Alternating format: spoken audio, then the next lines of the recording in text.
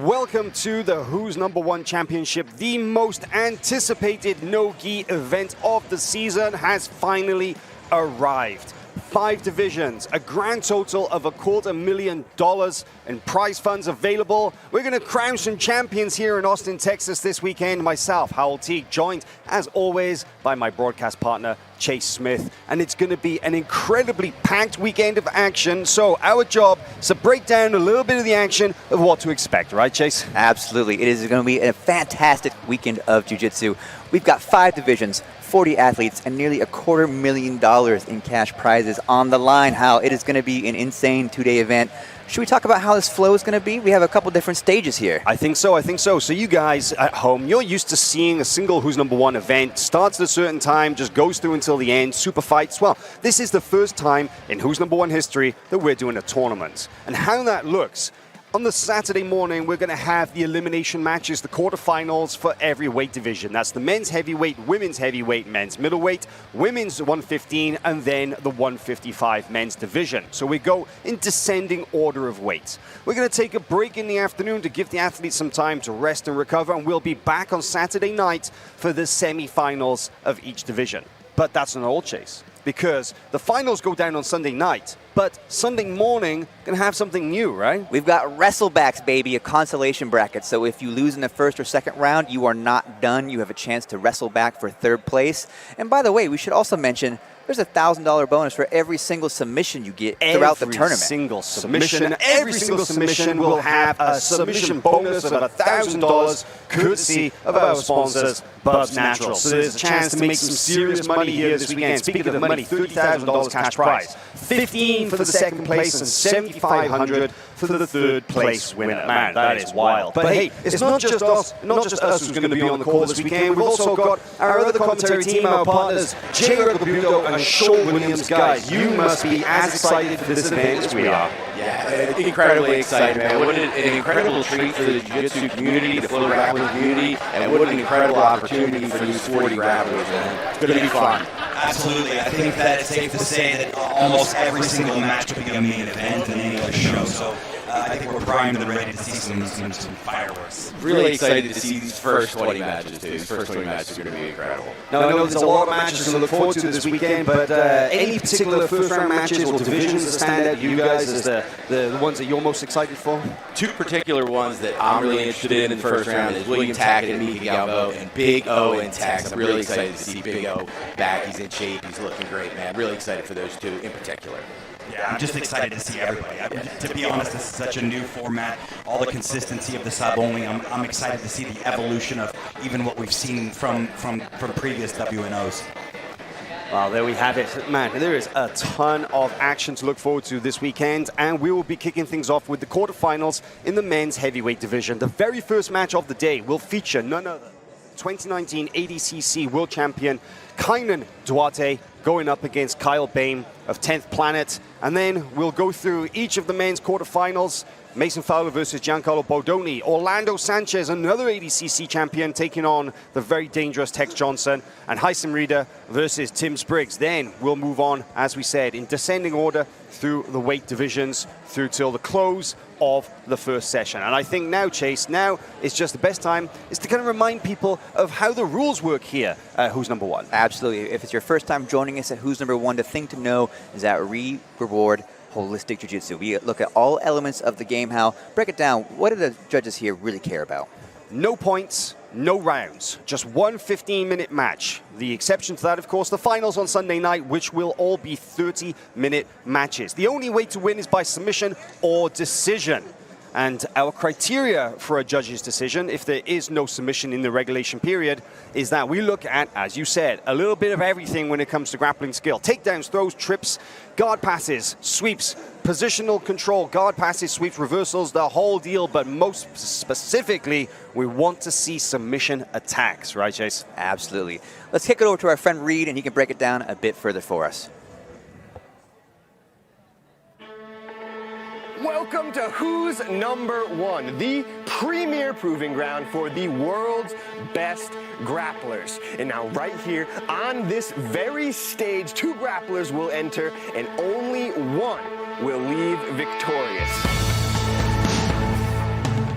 All matches are 15 minutes in length, except where otherwise noted, with no points, no advantages, and no interruptions. Just elite, competitive grappling. There are 2 ways to win. The first is, of course, the most preferred, by submission. And here at Who's Number One, all submissions are legal. Heel hooks, arm bars, twisters, and beyond, the world's best have all the tools at their disposal. And if at any point either competitor taps, the match is over. But if there isn't a submission, we will rely on 3 neutral side judges to determine a winner. Their decision will be based on our Who's Number One judging criteria, which is unique to this mat. Now, above all, we are looking for aggression. That means never taking a backward step and moving forward at all costs. We're looking for dangerous submission attacks. That means attempts that will result in a near submission, okay? Leave your 50-50 ankle locks at home. We don't need them. And if it doesn't result in a reaction or a hyperextension, they simply won't count. And finally, positional control. That means guard passes, mount, back takes, anything that leads to positional dominance. The match will be judged in its entirety, and the person with the better display of effective grappling skill will get their hand raised. The referee is also neutral and does not take part in the judge's decisions. His role is purely to control the action on the mats and reset the action should it go out of bounds. This is elite grappling competition at its purest form. A showcase for the world's best grapplers on the world's biggest stage. Just the best fighting the best. It's the only way to truly find out who's number one.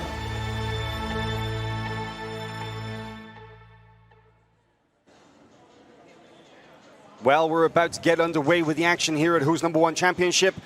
We'll be right back after this commercial break with the first match of the day, Kyle Bain versus Kaynan Duarte. Don't go anywhere.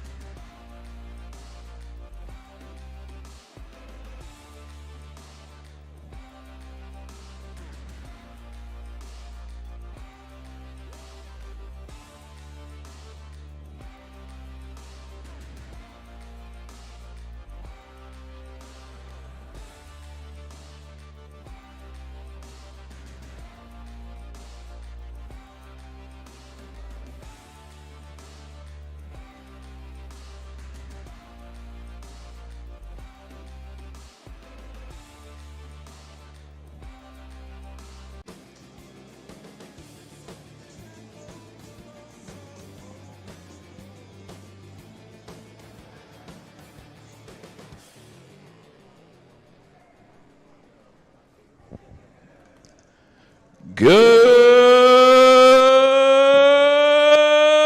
morning, Austin.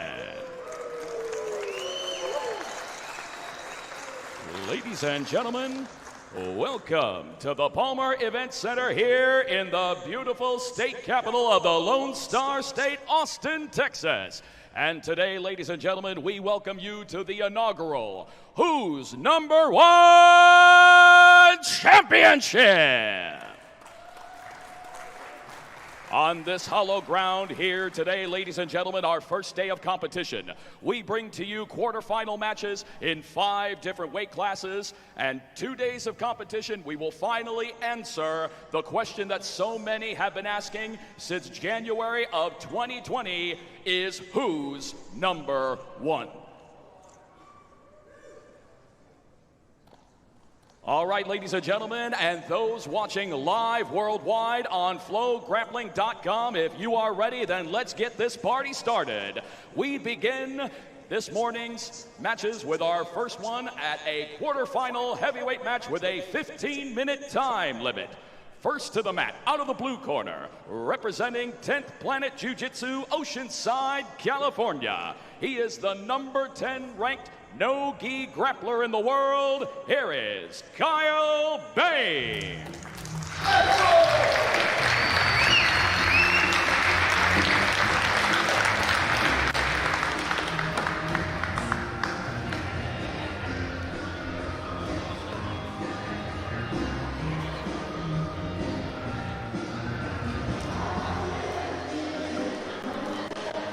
Kyle Bain of 10th Planet, a very fearsome physical specimen, a former professional rock climber, some of the biggest lats I've ever seen on a human, Chase. This guy's a monster. Absolutely. 16-3 since 2009. A couple prior wins over some guys in the bracket, and he's looking to make a statement today by taking out the favorite in Kaynan Duarte.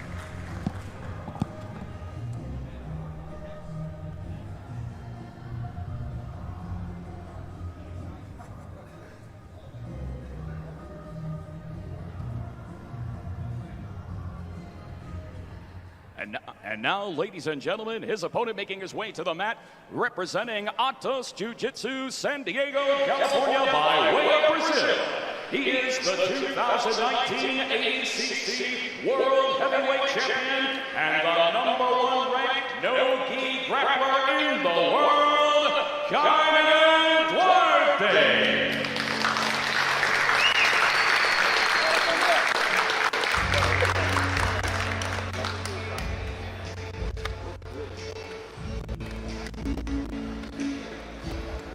The number 3 ranked pound-for-pound no-gi grappler in the world. Kaynan Duarte, the number 1 ranked 205-pound no-gi grappler in the world. This guy, the Atos black belt, one of the most successful no-gi grapplers of the current era.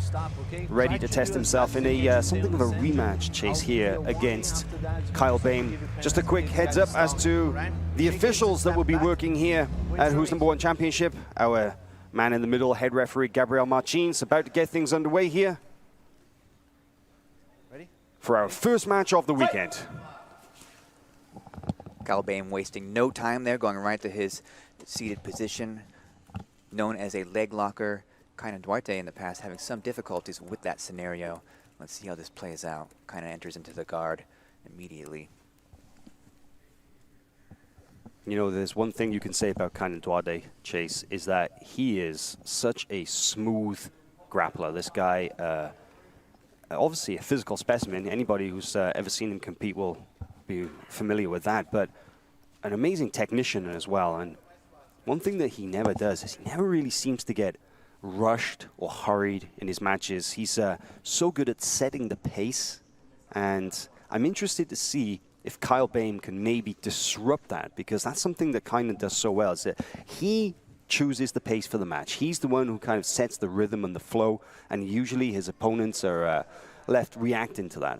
Let's see if Bain can maybe switch that up a little bit, shall we say.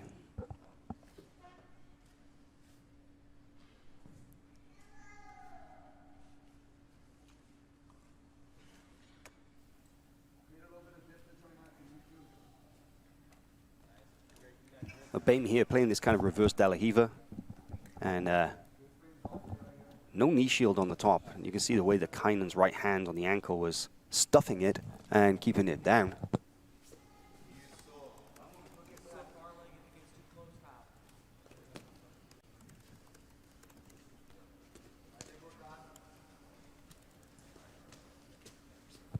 Kaynan using some nice smothering pressure here, pushing into the guard of Kyle Bame.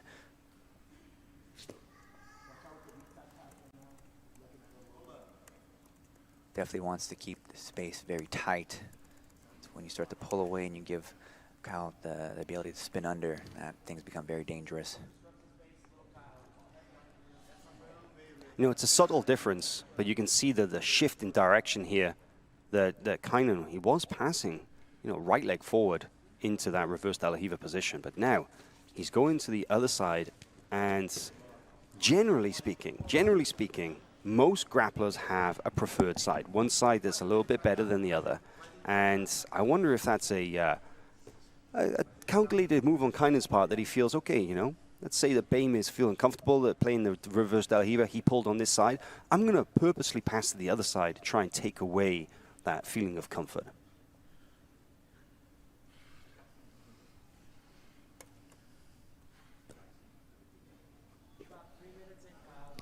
Let's go, guys. Open up more. Both of you moving more. Next one is going to be penalty.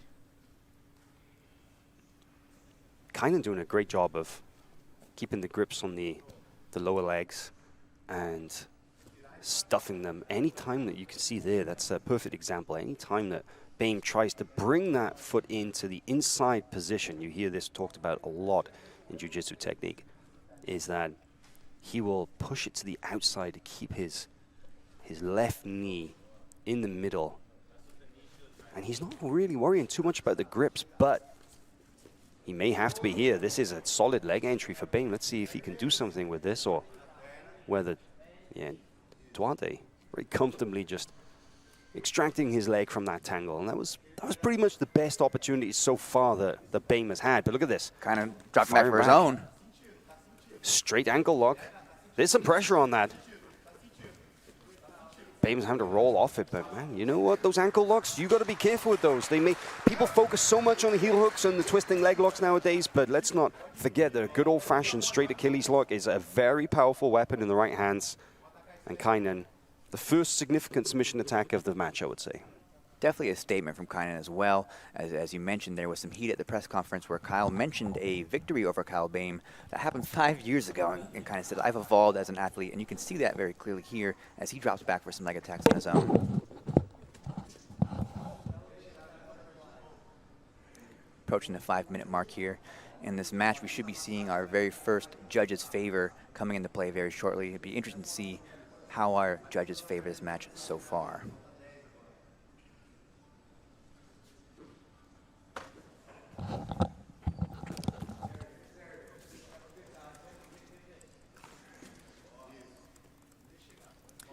Interesting to see them both back on their feet here at this point. Kind of would have to be favored as the better wrestler. Bame is definitely known for pulling guard immediately whenever he can, so it's an interesting choice of his. Maybe he's going to enter into some kind of Asami situation. Let's see what kind of opening Bame is looking for, but Kaynan displaying the classic Atos weighing on the head approach here. Definitely uncomfortable for anyone who chooses to stand with him.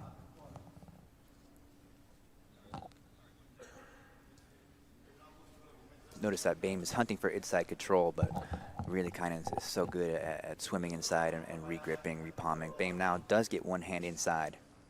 So you can see our first judges' favor notification of the match so far, and no surprise, I would say, that right now the judges' favor leaning towards the red corner, Kaynan Duarte. And the judges' favor, Chase, just to explain a little bit about this, it's not points and these are not rounds, but at 5-minute intervals in this match, the judges will give us a little heads up as to who they feel is currently in the lead on the scorecards.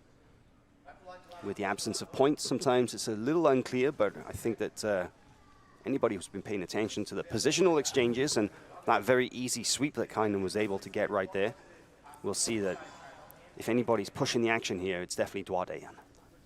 kind of feel like he's taking the pace, he's putting the pace up a little bit now. Second gear, let's say.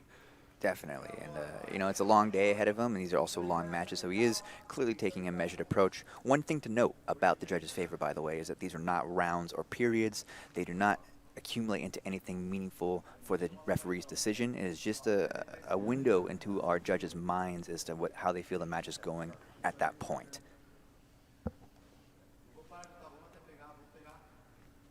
That's right. It's possible to do more in the final 5 minutes of a match than in the previous 10 minutes. So even if you are never given the judge's favor, you can still actually win the match through the efforts in that final 5 minutes. But there's a big guard pull from Bame, and I feel that he's very comfortable working off his back, but aside from that one leg entry, I haven't really seen him try to out-wrestle or out-position Kaynan just yet. No, he clearly is looking for some kind of leg entry here, and Kaynan's done a great job of shutting down the space, right? He's very tight right now with his passing, making it difficult for Kyle to really get anywhere besides maybe a secure control guard. You know, Kaynan hasn't been able to mount a ton of offense from top as well, besides dropping back for that one leg lock of his own earlier in the match. But he's slowly wearing on Bame right now with this pressure, and it's going to be harder and harder to maintain his guard. Interesting use there of the scoop grip with the left hand of Kaynan, the way he's lifting that leg up, because that's not very nice. It's not very nice. It's a, especially with that shin in the back of the knee like that. That's a little bit of torque, and it's certainly not a submission, but it's going to make everything a little bit more difficult for Bame, especially if he's trying to get inside into those, you know, underneath those legs. And he's got the palm-to-palm grip behind the knee there. It's quite clear that what he wants to do is try and suck that leg into an entanglement. Kaynan, his awareness of these techniques. In the early stages, his defense is, I mean, it's very difficult for Bame to get anything going. A little bit of urgency now coming from Kaynan's quarter and Andre Galval. He liked what he saw there and was hoping Kaynan could push the pace a little bit. Kaynan has been dominating the match, but I think both men would be happy for Matos to see him secure a dominant position here in the final 6 minutes. Oh, there's an entry into a double underpass with a quickness, but hanging out here now. He'll try and suck those hips up and putting the pressure on the neck of Bame, driving forward is Duarte. Will he pass around to the side, or will he force Bame to the turtle position? His options here are clear. Bame, the pressure is on, and there you can see that almost gets around to the side, but nice recovery from Bame, even with those long legs. Sometimes difficult to get those long legs back between you, but yeah, for a moment there, it looked like Kaynan had really secured the hips where he needed them to finish the pass, but Bame was able to slip down just a little bit. But again, Kaynan keeps slowly inching forward, and now he's in a great position to really start passing. Switches sides, really nimble work from a big man here. Yeah, the footwork here is definitely something worth paying attention to, especially because, you know, I don't know about you, Chase, I don't know about you, but I love looking at the jiu-jitsu technique in a match. I love analyzing what these guys are doing, because if these guys are able to execute techniques under pressure against world-class opponents, then I'm thinking, you know what, I might be able to pull that off in the gym when I go train next Monday. You know? I have the opposite reaction to watching this technique. I don't think I can do that, but, you know, I agree. Yeah. Well, personally, I learn a lot, and I've definitely paid a lot of attention to the way that Kaynan is switching sides. And not only that, but just the way that he's controlling the distance, that he is choosing where he wants to be. He's spending a lot of time in this kind of mid-range right here. And then look at that, the footwork here. You can just see the way that he's positioning his shins and his knees. It's very reminiscent of the float passing systems that you may have heard of. But it's all about finding the control positions from which to pass the guard and establish that upper body control. credit to Bane for not getting frustrated, right? You know, it would be a normal thing to say, I'm not getting where I want to be, I'm not getting the angles I need, and start to kind of force things, and that's exactly what Kaynan is sort of hoping happens right here by constantly pressuring and wearing on Bane. Bane is staying true to his game plan, but I think he will need to mix it up a little bit if he's trying to come out with a victory here. And we're actually into the final. Penalty for blue. Oh, okay, there we see our first penalty of the match against the bottom player, Kyle Bame. Now, penalties do not factor into the overall judge's decision. If all things are tied and there is a penalty, then the judges, they may consider that. But it is not a minus point. It is not a negative point. It's not automatic, let's say. No, but penalties can accumulate to the point where an opponent or a competitor can be disqualified. But look at that. That's a deeper knee cut entry there for Kaynan. Kaynan finally now back steps over from the knee cut pass. Now this is exactly the same attack sequence that he used to tap out Matheus Diniz at Road to ADCC, but Bame manages to turn away. I thought the hand came up for a tap there for a second. He thought about it. He thought about it. There was a definite attack on the leg there, but Kainan's very smoothly transitions to the back, and he's got the body triangle here. I mean, that was move for move, exact same sequence that he used to submit fellow ADCC champion Matheus Diniz just a couple of months ago here at the Road to ADCC. But I thought that he was going to go straight for the guard pass, but man, look at this. He ends up getting into that top position eventually, but not the traditional path, let's say. No, what an amazing sequence, though. That back take or near back take into the mount transition was just flawless. Really, really nice work here. Now he's thinking about isolating an arm.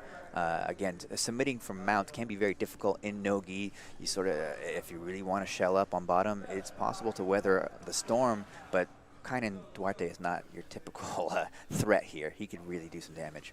And I like the use of this. Now, this is, you know, a little bit of a controversial tactic here, the smother, the hand across the face. It is a legal technique here, who's number one, but, you know, putting the hand across the face to obstruct the breathing, to open up a reaction, it's a good counter for what you said, Chase, about how, you know, it's very difficult to get a guy to open up from bottom. Sometimes they'll just, you know, they'll just shell up and keep their elbows tight, and it's so hard to attack. But I see the Ruotolo brothers doing it as well. It seems like the Atos guys have added a new technique to their arsenal. I mean, if it works, then why not, right? And why not? Their team is absolutely at the top of all trends. You know, they pay attention to all the new meta, and you can see Kaynan using that great effect here in this match. The key here as well, of course, though, that the rules do say that you cannot enter the so below the eyebrows or above the nostrils, that is the off-limits area. So you certainly can't insert the fingers into the eyes or the nose, but you can obstruct that breathing. But he definitely needs to be careful of where he's putting those fingers, and I'm sure a referee will be keeping a very close eye on that. Looking for the gift wrap almost. He's still got over a minute to work. Oh, it's just good. He's still got about 40 seconds to work here on the official clock. But I think that Kaynan, he may elect to just ride out his position. Bame almost went belly down there for a moment, and that, you know, that could be enough to get Kaynan the position he needs to finish. But not a ton of time left here. The half guard recovery for Bame. All in all, very dominant performance here throughout this whole match. Hal, I'd have to say, a great start for Kaynan Duarte. Clinical. I mean, we talked a lot about how his control of the pace. Look at this, though. The back step still. There's 10 seconds left in this match. Bame taking a look at the clock, doing his best to keep his legs figure forward and ankles out of danger. And I think the clock will run down on this one. I think this is pretty clear. Let's go to the official decision to see exactly what the judges have to say. But I think that anybody paying attention to any single one of the 15 minutes of this match will be, there's very little doubt as to, yeah, there it is. Unanimous decision for red. Kaynan Duarte is the winner. Ladies and gentlemen, your winner by unanimous decision, and moving on to the semifinals, Kaynan Duarte.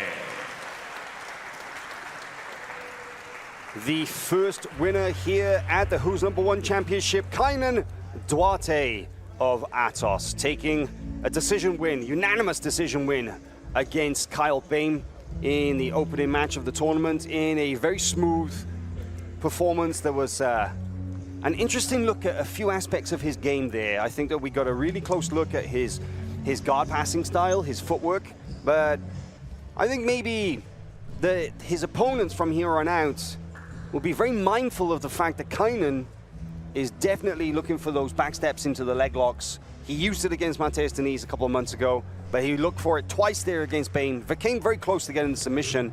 I think that's something that his future opponents will be very mindful of. Yeah, Kaynan is signaling clearly that he has a new game and he wants to test it out here, who's number one. Stay tuned. We have a next match coming up very quickly with Mason Fowler and Giancarlo Bodoni coming up soon. Yeah, plenty more action to come here at the Who's Number One Championship as we get things ready for our next match. And that is going to be very interesting indeed, because Mason Fowler, making his Who's Number One debut, will be going up against our latest of late replacements, Giancarlo Bodoni, who stepped in as an alternate after Checkmat Lewis Panzer was unable to compete due to a very unfortunate staph infection. Coming up next, Fowler versus Bodoni. Let's take things away with our MC here. Ladies and gentlemen, we are set for our next match of the morning, which will take place at a quarterfinal heavyweight match with a 15-minute time limit.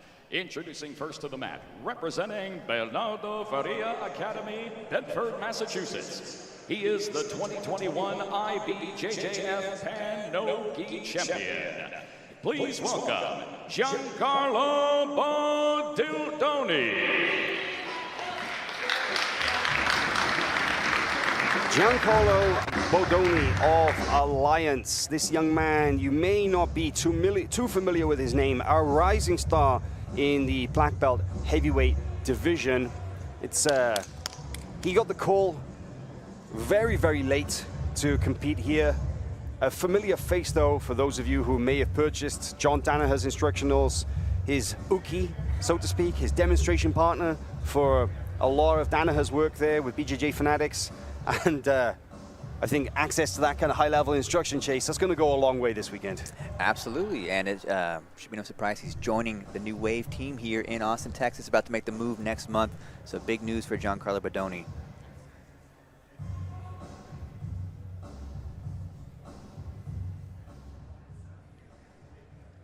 And now introducing his opponent representing Rasa, CTA, San Jose, California.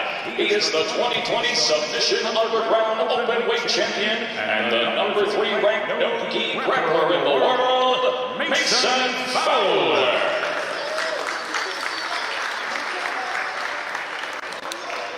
So this is the first time you will have seen Mason Fowler in action here at Who's Number One. And I've got to say, Chase, I am excited to finally have him here as part of the Who's Number One universe, because this guy, he has been killing it for the longest time, and just simply scheduling and availability didn't work in our favor. But let's see exactly what he can bring to the table, because he's a very dangerous competitor, #3 ranked in the light heavyweight division, and a very, very good competitor. Our referee, Gabriel Martins, last-second instructions to the athletes. This is both their first time competing at Who's Number One, so very important they know what to expect. You guys ready? Ready? Fight! And we're underway here. Fowler in the yellow shorts with the red ankle band. Bodoni with the blue ankle band. We may see some wrestling here, Chase. Yeah, Mason Fowler is an excellent wrestler, very, very experienced. He's, as you mentioned, an ADCC Trials winner, ADCC Worlds veteran, has some recent wins over Craig Jones in the EBI-style format there. Really, really fun competitor. But Giancarlo is, as you mentioned, a rising star in the black belt ranks, has over a 61% submission rate as a black belt. Very impressive stuff, including a win, not by submission, but by points over Lucas Hulk Barbosa, which is a huge testament to his abilities as a young black belt here. Yeah, Fowler has been primarily competing in no-gi tournaments or no-gi events, such as Submission Underground this year. And, oh dear, an errant eye poke right there in the hand fighting.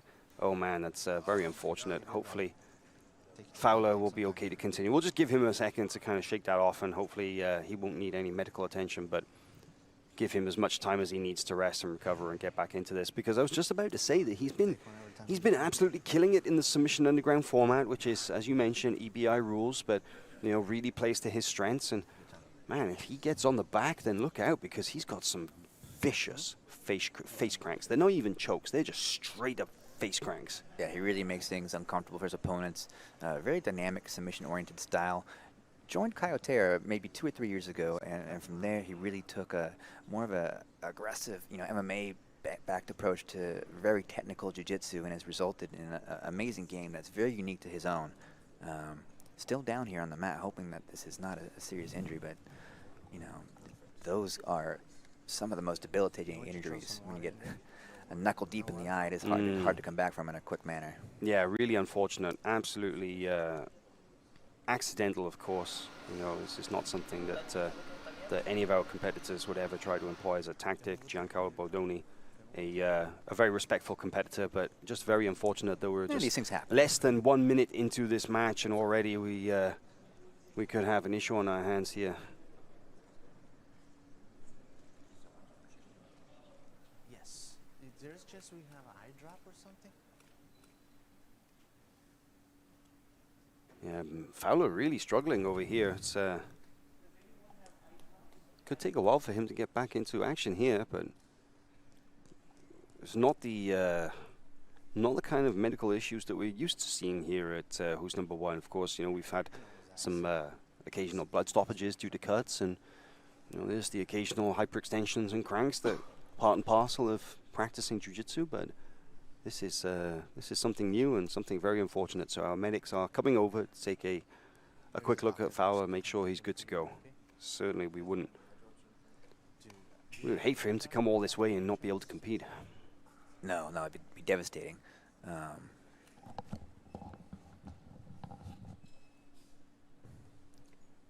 Again, just a quick reminder for those of you just joining us here at the WNO Championships. The day will be broken up into 2 sessions. We have our morning session, which is the quarterfinals for every division, 20 matches total. Then we'll have a brief break, roughly an hour to 2 hours, depending on how things shake out throughout the day. And that will take us to our semifinal session, our second session of the day. Athletes that have won their first match will be seen again. Tomorrow morning, we will have our consolation bracket, wrestlebacks for those of you familiar with that, and it will be a chance for those that have been knocked out of the chance for first to wrestle back for third place.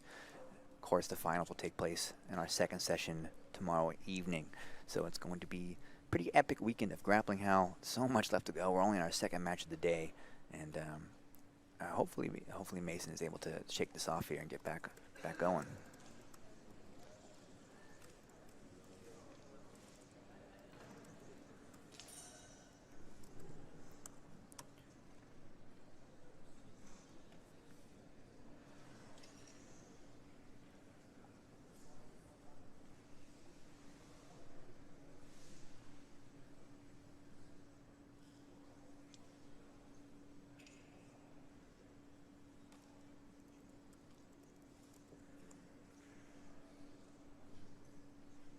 Appears the medic here is administering some eye drops now.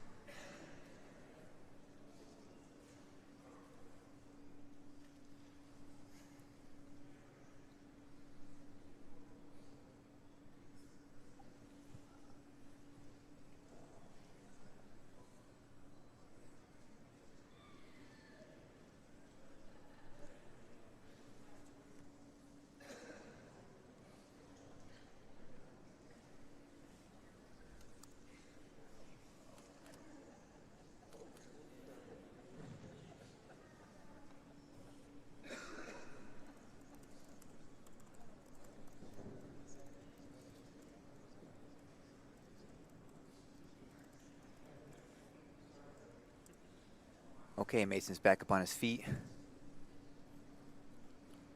Taking a moment here to talk to his coach, Kyotera. I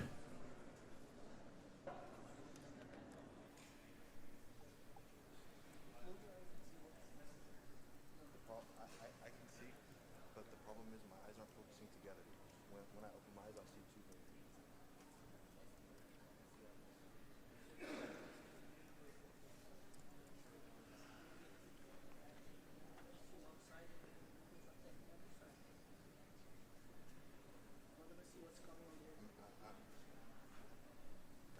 There's no, I don't think I could fight. It looks like a carnival, you know what I'm saying? I can't see. Close one eye, man. Close one eye. Do you have one eye mess up? Push through this. You're gonna regret if you just kind of let it go of this match right now.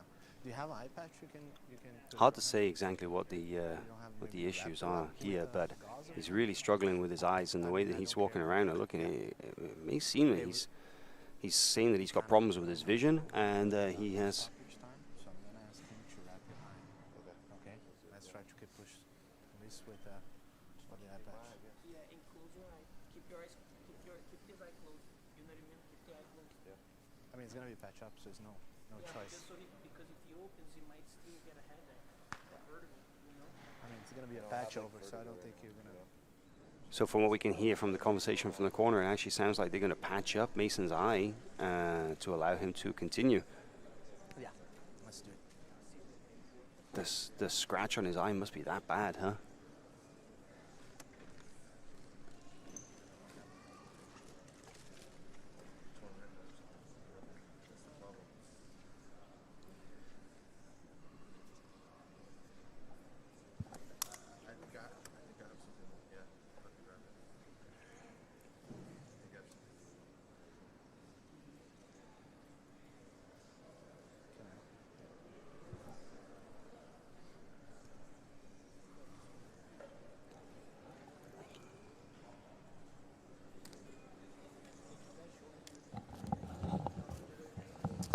They're just hand fighting.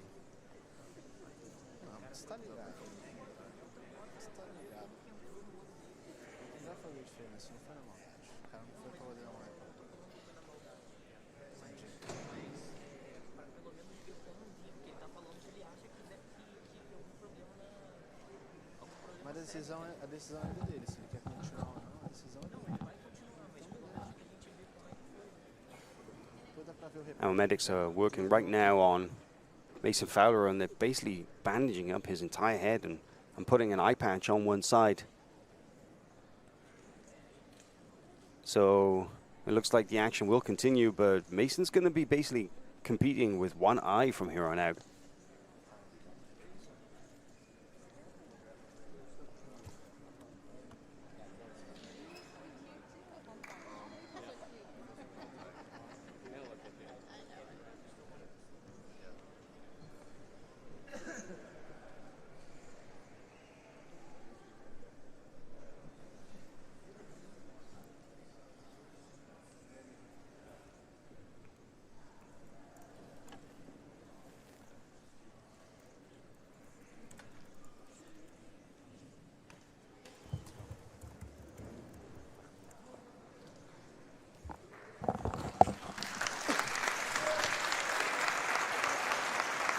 So we're back underway here at the Who's Number One Championships, and look at this. You'll see that Fowler, that eye poke must have been bad because they have patched up his eye and they have wrapped up his head in less than 1 minute into this match, but he's coming back out with an intensity and straight back into the wrestling exchange, not adapting his strategy in any way for this, Chase. Man, it's such a tough break, right? I mean, that's a... Oh, and immediately comes off. These no head wraps big surprise, to be honest. almost never stay on. No. They have to do over the chin as well, I think, usually. But, yeah, you have to wonder maybe if this will really impact his strategy going forward. Wrestling seems like it's going to be very, very difficult for a variety of reasons. You know, he won't even be able to really see his front leg that well if Giancarlo ducks down for a shot. So, yeah, this is a tough break, but Mason Fowler is definitely as tough as they come. It's not a matter of that, but he should be able to get through this. But I don't think I've ever seen someone's eye completely taped over like this before. No, first time I've ever seen that. I've seen plenty of heads wrapped up because of the, a cut on the forehead or something. But first time I've ever seen anybody competing with basically blind in one eye. I really hope that the eye poke wasn't so severe that it's done permanent damage. Yeah. No, absolutely not. You've got to be careful with those eyes. But it's not slowing him down. I mean, he's coming out with the aggressive collar ties here. And I don't think we're going to see a quick guard pull either, because let's be honest, that if you're Giancarlo, you don't really want to be on the bottom with Mason. And Mason's game is pretty much based around either wrestling from top or playing half guard bottom. So his strategy here in this match is going to be interesting. Ooh, nice arm drag. Yeah, the first real wrestling attack that we've seen. Mason still looking very sharp on the feet. Does not seem to be bothering him outwardly here. Really, really impressive stuff there, and definitely for the moment here getting a little bit better. The exchange is still imposing his will quite nicely. In the corner of Mason Fowler, you can just see in the background there on the left-hand side of the screen is Caio Terra, a really well-known name in the world of jiu-jitsu, a multiple-time world WNO champion and an extreme technician as well. But it's interesting because on the other side of the mat is a powerhouse corner too, especially in the world of no-gi grappling, because Giancarlo Bordoni is being cornered by John Danaher and Gordon Ryan, the pound-for-pound #1 no-gi grappler in the world. And you mentioned it earlier, Chase, that Bordoni, even though he is an Alliance black belt, that he is actually going to be joining the new Wave team and here in Austin. Ooh, big passing attempt here, getting that underhook. But yes, big news for Bordoni, right? Because he was primarily a gi player for a very long time, and of course, making the choice to train with the new Wave signals a new emphasis on a no-gi career here. Mason Fowler really putting it on. You love to see it. You know, Mason coming back from adversity right now and doing so well in this match. Really exciting stuff here. Yeah, aggressive guard passing here from Fowler and really forcing Bordoni to recover, but Bordoni looking to draw Fowler back into that distance to try and make that all-important connection necessary from which to initiate techniques, because Fowler, his speed and his timing are obvious factors here, and if he is the one on the outside, then he's got the option to explode forward and to put Bordoni under pressure. And Bordoni, he wants to slow him down. He wants to grab hold of him. Yeah, you can see not necessarily panic, but Bordoni is definitely frantically searching to get some control points on here on Fowler. And as Fowler takes a moment to rest, he may have found what he needed here to definitely get into a little more secure of a position. But Mason again starts looking for that hip pressure pouring on. Ooh, that was a nice attempt there, and he's still fairly deep into Bordoni's guard here. But that was a shot across the bows. Stop. Gonna adjust that head wrap one more time. Bordoni is the lightest competitor in this division. He weighed in yesterday, and interesting to note that, oh, look at this. See, Fowler dropping back on the leg, and that gives Bordoni the opportunity to get back up to his feet. Another quick restart for this. Oh man, as long as I want All you to important. keep Yes, sir. I cannot make too many stops like we're doing. So I'm gonna have to push it through. Yes, There's sir. 10 minutes. If this goes again, you're gonna have to keep pushing through, okay, brother? Very last man. Go! Yeah, our referee basically reminded me, he's saying, I can't keep stopping it for this. It's like, Well, he's in it's it's unfortunate. a tough spot for Mason. What are you supposed to do? Just, you know, risk certain further injury to the eye? I mean, he's in a tough spot here. I really hope that thing manages to make it through. See Mason trying to pry open the guard, half guard there. But yeah, that's all she wrote there for the headband. Mason tosses it off, and you can see some serious swelling now starting to creep onto the face of Fowler. It looks like he can't even really open that eye. You have to wonder if he can even continue on in his tournament after this match. I mean, really hoping so. But yeah, absolutely. It would be heartbreaking if he was to come all this way and it were to be something such as an eye poke that would take him out.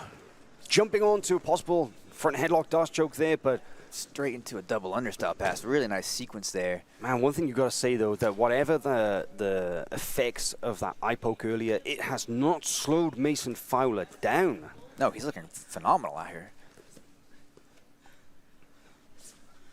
Really, really nice passing. And we knew that's what Mason Fowler would bring to the table today. Very aggressive game. Oh, little clash of heads there. You know what's interesting, Chase, is that they physically, they look very, very similar. But would you believe it, that Mason Fowler has a 22-pound weight advantage over Bodoni? He weighed in yesterday at 220, almost 220 on the nose. It was 220 pounds, 0.2. Was Giancarlo the lightest grappler in this division at 198? Yeah, you really don't see out there. Mason maybe a little broader shouldered, but not much.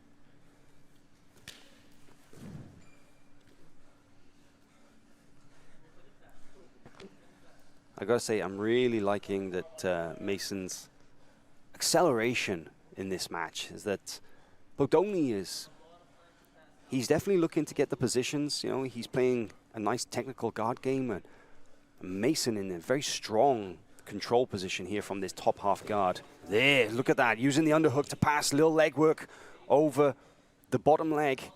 This is actually a really strong attack position if he can use this to come around the top for an armbar, but strong use of the upper body clinching to, oh, look at the frames from Bodoni from bottom in just making that space and recovering his guard into this open half guard. Really clever work there from both athletes. Mason Fowler had a serious advantage for a moment, but Giancarlo's defense was on point there to reset to a neutral position. Yeah, for Fowler, once he made that connection, once he got that squeeze going with the upper body, he came really close to passing the guard. But very impressed there with Bodoni's his calm under pressure, let's say. Stay engaged.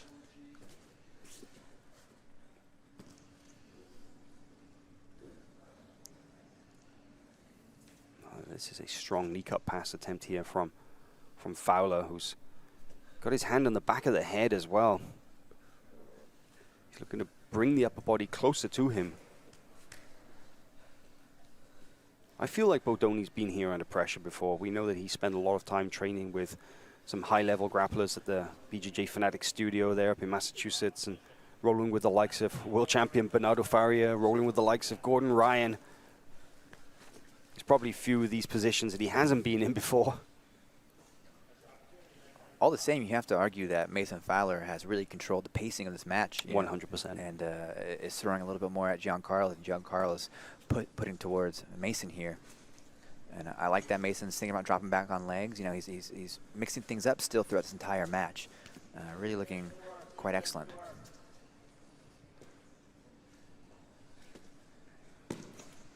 Can you believe actually that Bodoni is, he hasn't yet completed 1 full year as a black belt. This is the last month of his rookie season as a black belt. 1 calendar year next in October, next month. I mean, Mason Fowler's still a brown belt, if you can believe that. I know, I mean, to be honest, we're talking like that and we forget that Mason isn't even a black belt, yeah. But Mason's been around for so long, competing at the highest level. The belt almost doesn't really matter, especially in no-gi, but especially in matches like this. Like, who cares, right? No, it's just a fun fact to throw around every now and then. Yeah. This is our second quarterfinal of the division so far. We still have 2 more to come. Orlando Sanchez and Tex Johnson. Hyson Rita versus Tim Spriggs will both be coming up a little later. The winner of this match, of course, will go into a semi-final against the previous quarterfinal winner, Kaynan Duarte. Watch the hand on the eye. Now, You guys got the 5 judges minutes. are favoring Mason Fowler as we enter the final 5 minutes of this division, of this match, excuse me. Are you surprised, Chase? I mean, who knew what was going to happen after that eye poke? So you had to wonder how Mason could do. But clearly, throughout this entire match, he's been on point. He's been pushing the pace. And I have to say I'm in total agreement here with how our judges are calling it so far. You know, let's just think back to the match between Kyle Bain and Kaynan Duarte, that it was only really in the last 5 minutes that we saw any significant submission attempts. And, you know, as we come into the final 4 minutes and change here in this match, that you have to think there's still plenty of time for both of these guys to do something significant. So,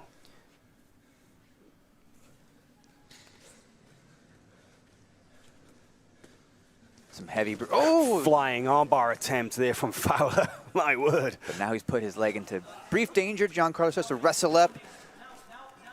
Nice whizzer from Mason. Tries to reverse the position there, but Giancarlo comes up for the takedown.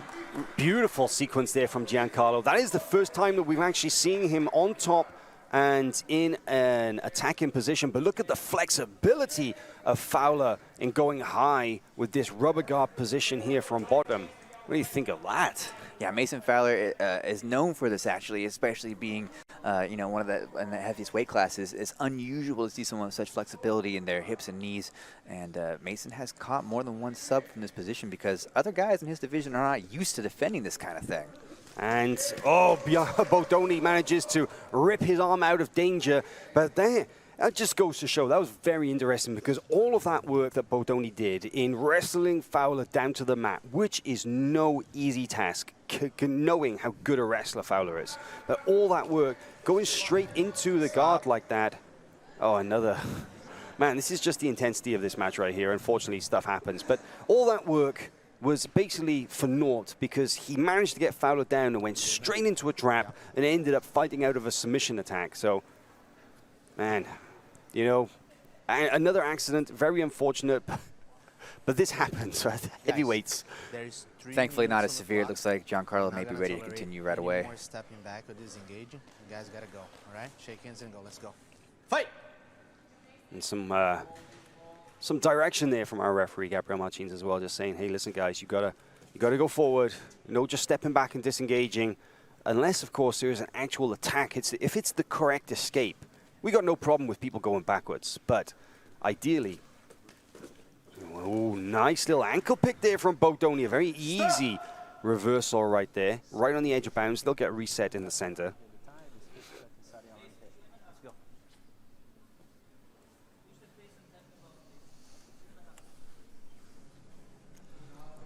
All right, guys, let's be fair with this.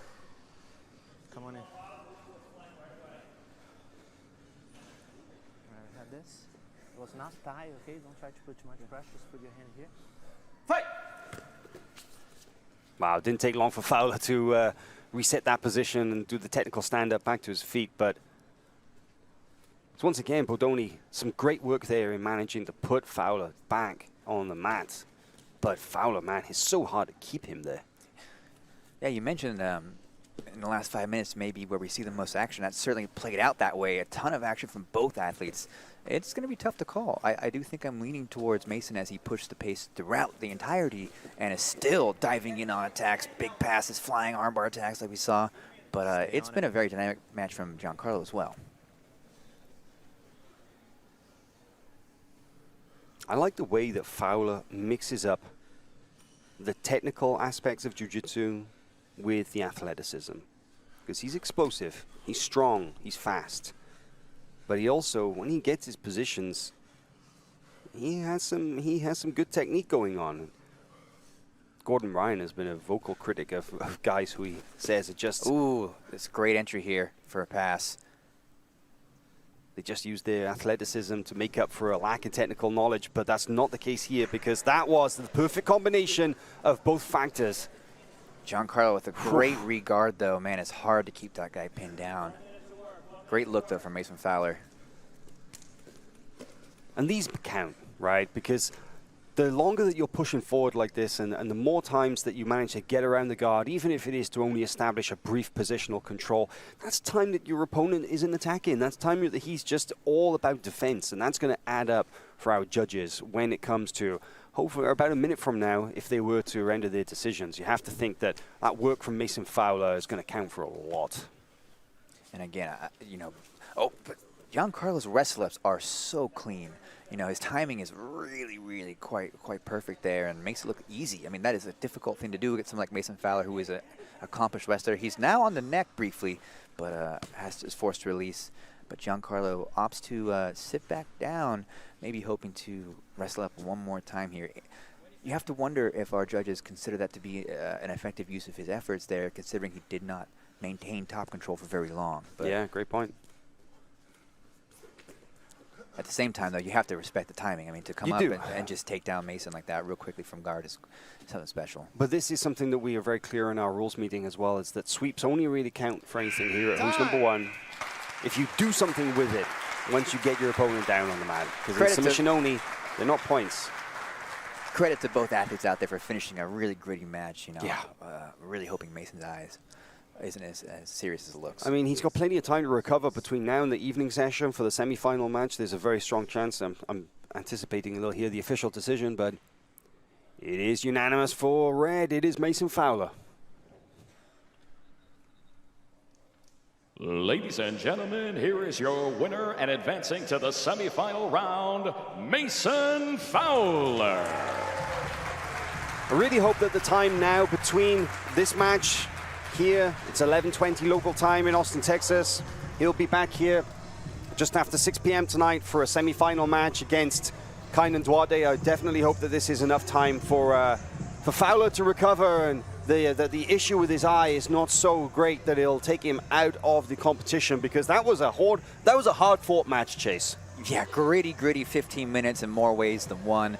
A lot of great jiu-jitsu demonstrated from both athletes. Again, credit to Mason Fowler's toughness and technique shown throughout that entirety. We mentioned it throughout the match, but I really wanted to highlight that Mason's variety was so fun. You know, he was great at passing. He dropped back on legs. He's doing a flying attack, diving in for the pass. And over there, actually in the corner, you can see that Fowler is actually talking to both John Danaher and Kai Otera. John Danaher very concerned for his athlete's opponents, and going over and making sure that he's okay. This is you know, it's not just the athletes who are great sportsmen; it's the coaching teams as well, and that's a very special moment right there. But amazing performance from Mason Fowler, finally getting onto the Who's Number One mats, and a very strong showing here in the quarterfinal match here. He will enter into the semi-final match this evening against Kaynan Duarte. So that's half of our heavyweight bracket sets. We'll be back in just a moment with some more matches. Quarterfinals coming up. Orlando Sanchez, Tex Johnson, Hyson Reeder versus Tim Spriggs.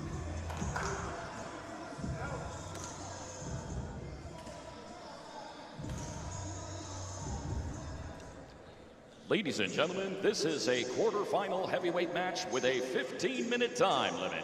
Introducing first to the mat out of the blue corner, representing Gamblers Jiu-Jitsu, San Diego, California. He is a three-time IBJJF Pan American No-Gi champion and the number 6 ranked No-Gi grappler in the world, Tex Johnson. One of the most dangerous leg lock exponents, let's call him, in any heavyweight division. This man right here, Aaron Tex Johnson, making his Who's Number One debut. Chase, like he likes to say, you don't want to let him grab your legs, because he will break your shit. Yeah, serious breaking power from Tex Johnson.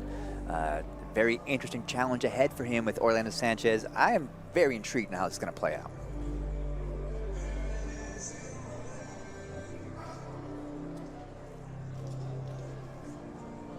And his opponent representing Gracie Baja, Los Angeles, California.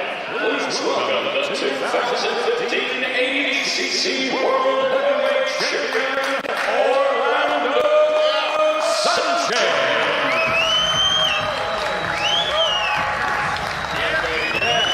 Orlando Sanchez, a.k.a. Big O. Now this guy, he weighed in yesterday at a lean 296 pounds. He's also known as the Cuban tree stump. Orlando Sanchez, the Gracie Baja black belt, 2015 ADCC champion. One of the most physically imposing grapplers in the business. Absolutely, and it's a very special honor for us to have him at Who's Number One. He hasn't competed outside of ADCC since 2015, and he said he got fired up watching these divisions and he wanted in, so here he is now. Let's get to it.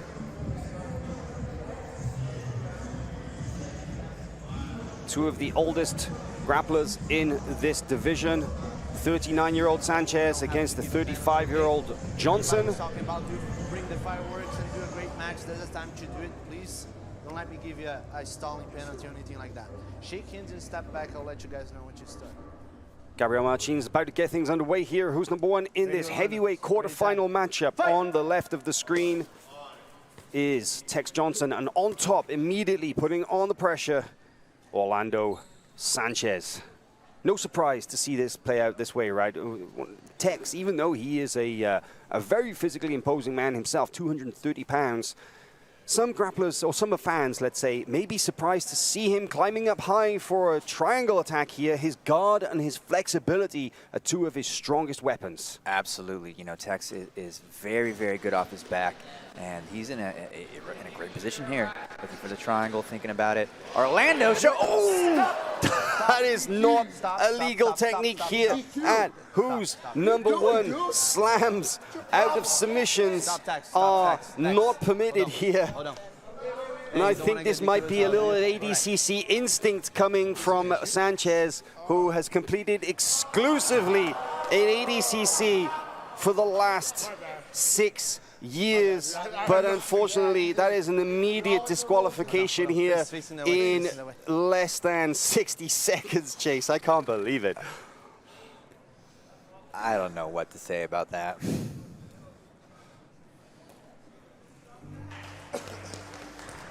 Ladies and gentlemen, your winner by way of disqualification and advancing to the semifinals, Tex Johnson. Well, we hope Tex is all right. I mean, he looks pissed off more than anything. I think the injurious effects of the slam definitely shouldn't be underestimated. A 300-pound man slamming you from that kind of height to the mats. But Tex, I think that has fired him up more than anything. Take a look at the replay. The triangle attack was, well, we lost the replay for a second there, but the triangle attack was legit, Chase. Yeah, no, he was creeping up the back there and had it locked in. Orlando was dry as well. He was in serious danger. Started doing the right defense by posturing up and carrying Tex, but slamming him down is absolutely illegal. We couldn't be more clear about that in our rules meeting. The only kind of slam that may occur is from a wrestling scenario, as we call it, feet to floor. You have to both be on your feet. If it's a big takedown, well, it's a big takedown, but it's not a slam from anything like this. And you hate to see it. That was an anticipated matchup, and it was gone in an instant. But these things happen, right, Hal? This is grappling. That is grappling. Stuff happens. Okay, well, we're going to toss it to a quick commercial. We'll be right back with more action just after this.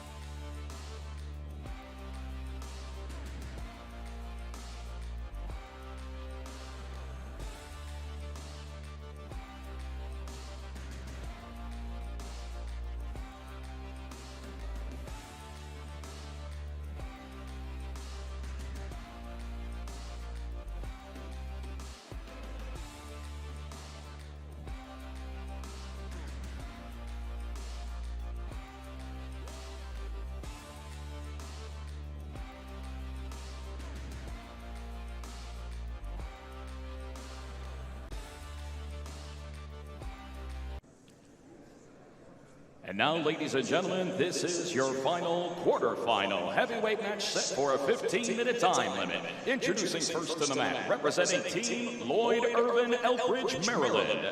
He is the 2018 IBJJF World Champion. Please welcome Tim Spriggs.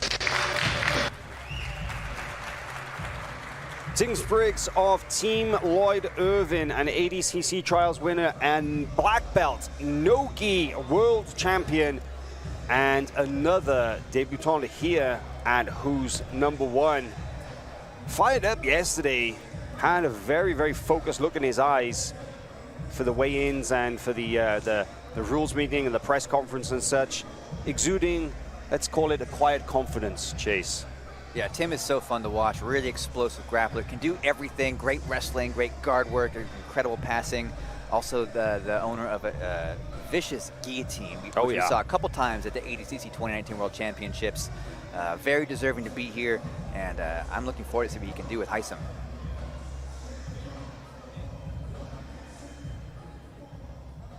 And introducing his opponent, representing Assembly Jiu-Jitsu, Detroit, Michigan, by way of Ghana. He is the 2019 Quintet Fight Night Champion and the number 10 ranked no-gi grappler in the world. Please welcome Heisem A two-time veteran of the Who's Number One mats, Heisem Rida, African-born, spent much of his formative years in Tokyo, Japan, now based in Detroit, Michigan. Mr. International, you might say. But here, once again, to make his mark under the Who's Number One rule set, something that he's done in spectacular fashion so far, Chase. Absolutely. You know, when he's won, it's been by submission, and it's been phenomenal. So he's got a serious challenge, though, with Tim Spriggs in front of him. I'm going to try to see what he can do. Position when you guys stop on the side and the middle as best as I can. Okay? That's help me out. I'll help you guys out.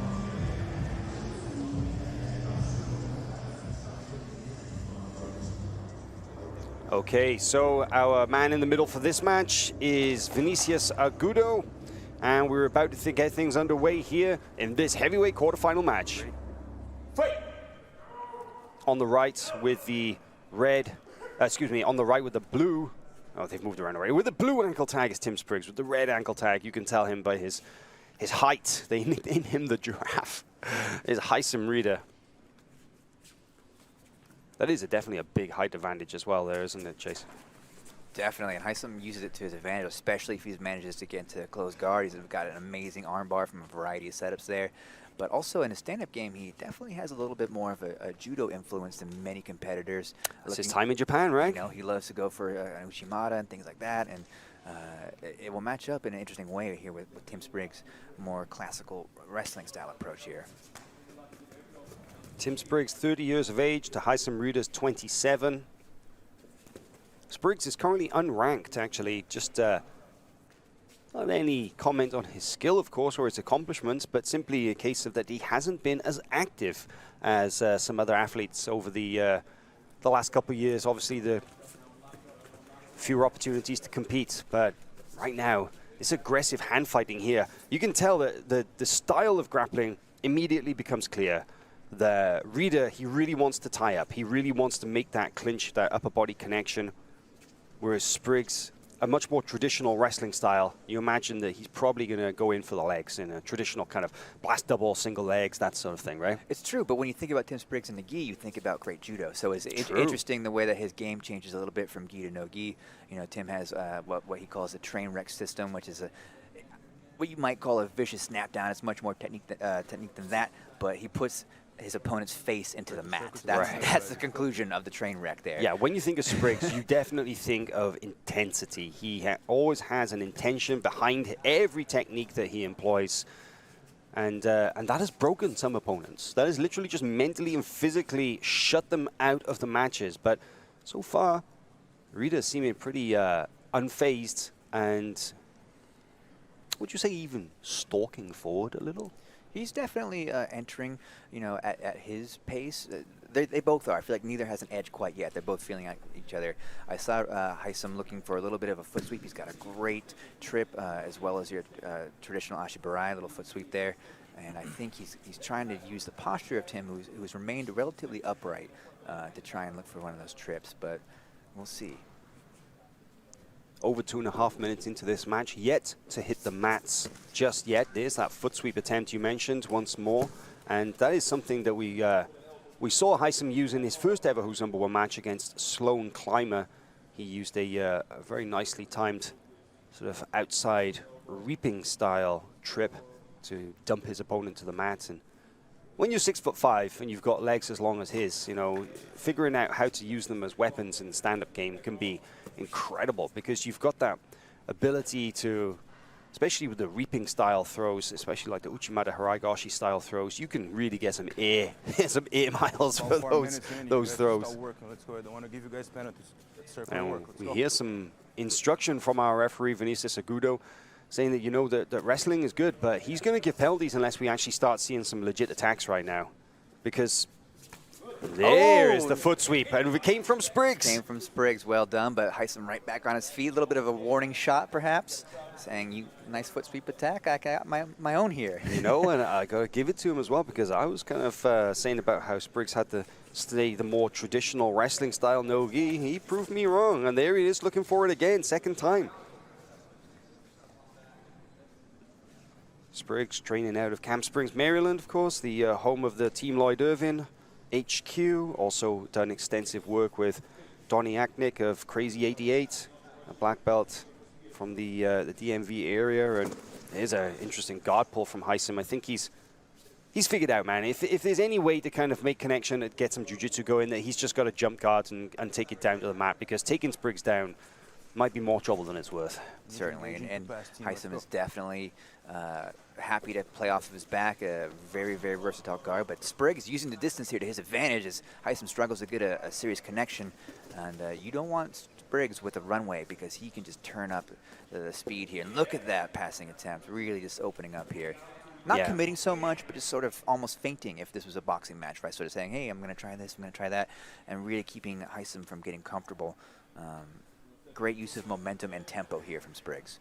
One thing you've got to give Spriggs is that he's also a very creative grappler as well. And, you know, he uses his athleticism, he uses his physicality very well.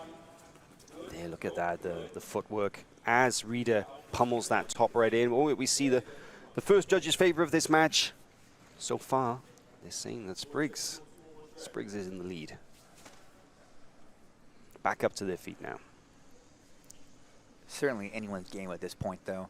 Still lots of time left in this match, and you get a sense that they've maybe just warmed up, right? That was an opening introduction there. They've gotten a feel for each other, and now the real test begins here.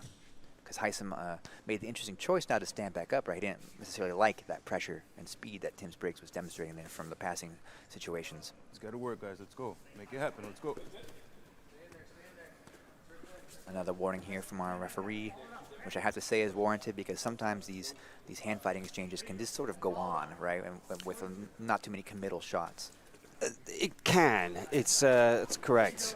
Haitham kind of rushing that guard pull, perhaps. He didn't have a great jump, but he gets to where he wants to be. Almost. He's still searching for a solid position, right? Spriggs again using distance as a weapon. Now looking for almost an over-under style pass. Now double unders, putting on some serious pressure here. Haitham showing some great flexibility, but definitely in trouble, but able to scramble out of danger there. But great looks from Spriggs. Also a great way to push the pace.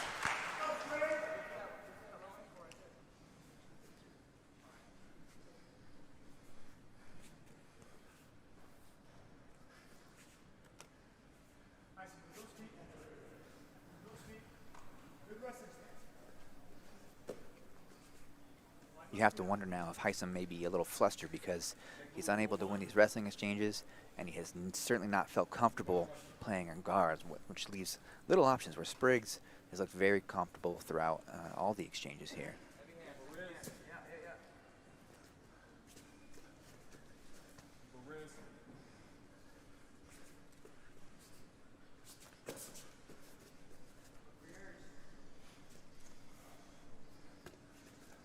I think I actually, at this point, I may even like to see some penalties or some more warnings from our officials, because we really do need to see some effective jiu-jitsu in these matches for the judges to be able to give a decision. We've had matches in the past. I'm thinking of Wagner Hoscher versus Josh Hinger that was entirely 15 minutes of nothing but wrestling. And it has been widely described as the worst match in Who's Number One history, and with good reason. And the reason is because there was no jiu-jitsu. If you were only on your feet and you're not on the mat, and you're not attacking for positional control or submissions, then how can you hope to win a decision under our criteria? So it is very important that our athletes always keep that in mind. And of course, wrestling is a major factor of all grappling arts, and we like to see the wrestling control. We love to see the wrestling attacks. But at this stage, Chase, you know, I think that it is essential at this stage that we see some groundwork for the judges to be able to give a real decision as to who deserves to win this match. Guys, let's go. Well, I think we have a case here of Spriggs looking very confident on top when Heisem has pulled guard, which is given him a pathway to victory, and Heisem feeling a little bit on the back foot. And again, we see, you know, Spriggs using this distance-based passing, entering at his will, where Heisem cannot seem to get into a position where he feels comfortable to set up any attacks, to build any momentum. It's Spriggs dominating the pacing here, which, I mean, if you're Heisem, why would you go back to it? But he feels like he has to, because I think it's clear that he's behind in this match. Maybe not by a lot, but Spriggs has continued to push, and when all things are equal, pushing wins. So I feel if there's any sense of urgency here, that it's definitely Heisem. I feel like he knows that he needs to, the onus is on him to make something happen. But you can see there's a little attempt at trying to catch a leg. But man, Spriggs' awareness of those, he is just out, nowhere to be seen, back to his feet. You have to think that they're both looking maybe for that foot sweep, but the posture up so high, they're either baiting or looking for themselves. That's what I'm looking for here in these standing exchanges, is another big trip or foot sweep.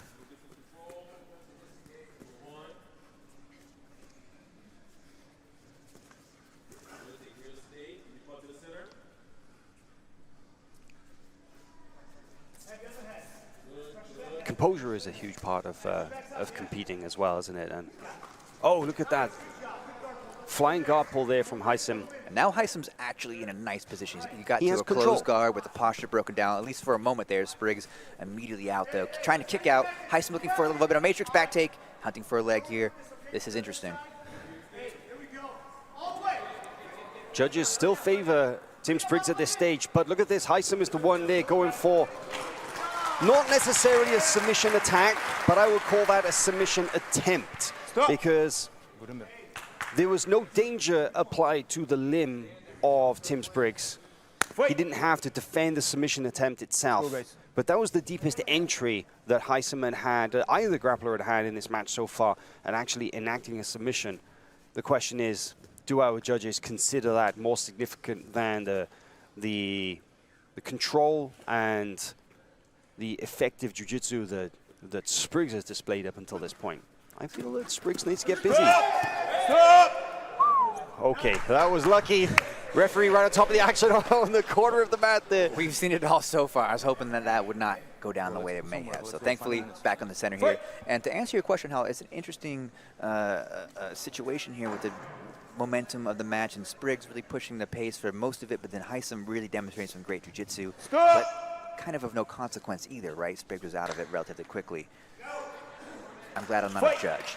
Yeah, absolutely. It's a very difficult task in matches as close as this, and that's what happens when you put two world-class black belts up against each other. It's often the margins are so slim.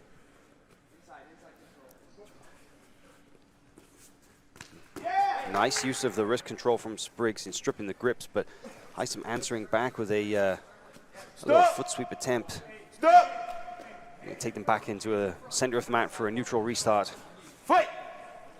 I feel like they've kicked it up a gear here. It feels like this wrestling exchange is a little bit more urgent than what we saw earlier in the match. There's definitely a little more commitment from both athletes as it's trying to finish a takedown, or in Heisem's case, maybe look to pull guard. Man, I gotta say, this is good work here, but just the constraints of the mat. I mean, we've got about as big a mat as we can give them. This is over 40 feet by 40 feet, and yet they're still running out of space. These guys are pushing it that hard. Yeah, I think neither athlete should feel safe with a decision victory here. It seems wide open, and there's enough time for one more big exchange. And Heisem, when he was able to secure a close guard like he has now, was able to get off a legitimate sequence of where he's looking to attack, right? And now he's got the underhook. He may be looking to slip into a K guard here, or stay in close guard and go for the sweep. But Heisem's got a lot of options, and he is where he wants to be. He's been hunting for this for most of the match, and Spriggs has done a good job of getting out of it. And he has 2 minutes and 50 seconds to work. Going high. Those legs are so long that even when Spriggs is fully stood up, the Heisem's guard was still closed. But now, with it open, you can see him scooping under the ankle like there. Try and get that control. Will he sweep or will he enter into the legs? He came close with the leg entry before. Will he use it to try and put Spriggs down on his back? He's got just over 2 minutes to work.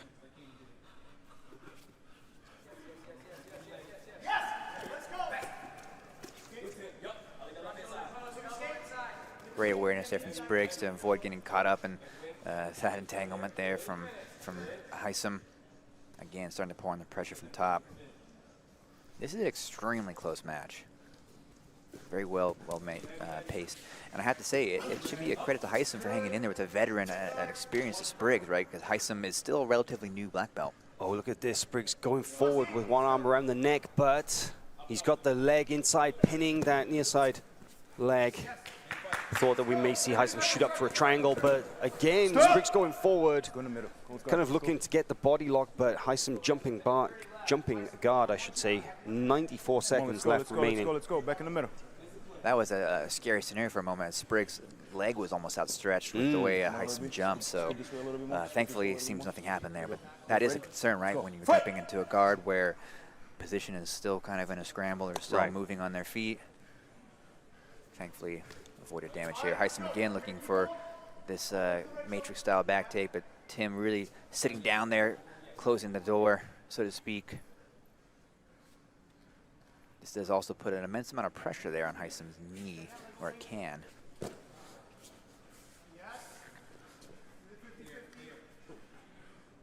Cycling through these leg entanglements here now into this 50-50 or outside ashi.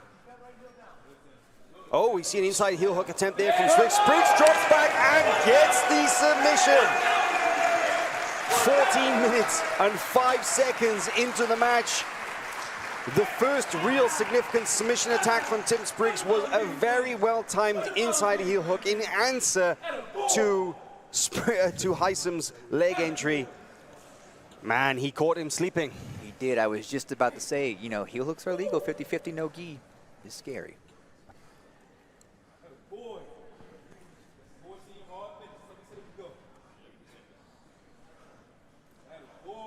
Ladies and gentlemen, your winner at 14 minutes and 5 seconds by way of heel hook submission and advancing to the semifinal round, Tim Spriggs. Tim Spriggs advances through into the semi-final to face Aaron Tex Johnson later this evening here at the Who's Number One Championship by way of an inside heel hook in the final 60 seconds of that heavyweight quarterfinal match. That was an interesting exchange, wasn't it, Chase? I feel that I mentioned it earlier about Spriggs' composure, and one thing that he did was that he didn't rush anything. He made a very smart choice in simply waiting to see what his opponent had and then answering back with a decisive technique in face of his opponent's attacking strategy. That was really clever. Yeah, you know, he never lost composure, as you said, just kept to his game plan and took an opening when it presented itself. Heisem was clearly knew he's behind on the scorecards as we enter this last, this looks to be our final sequence here, and he's trying to make something happen, enters 50-50. Spriggs knows that there's a submission there, and he took it without hesitation there as a finishing blow there from Tim Spriggs with just a minute left.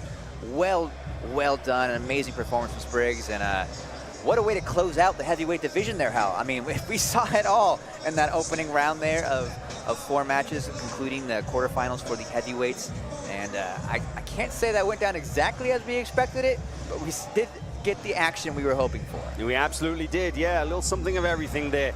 We'll be right back with more action after this upcoming commercial break with the women's heavyweight quarterfinals. Coming up next, we have Amanda Levy versus Gabi Garcia, Elizabeth Clay versus Rafaela Geddes, Amanda Lowen versus Ana Carolina Vieira, and Kendall Rusing versus Erin Harp. We'll be right back after this. This event is presented by Fat Tire, America's first certified carbon-neutral beer.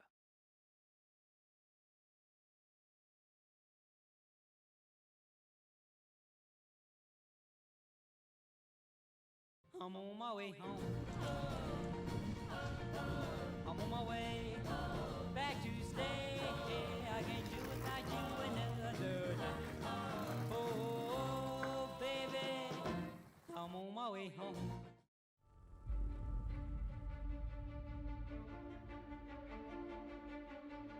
In my opinion, a real fighter needs to fight gi, no gi, and test himself in MMA.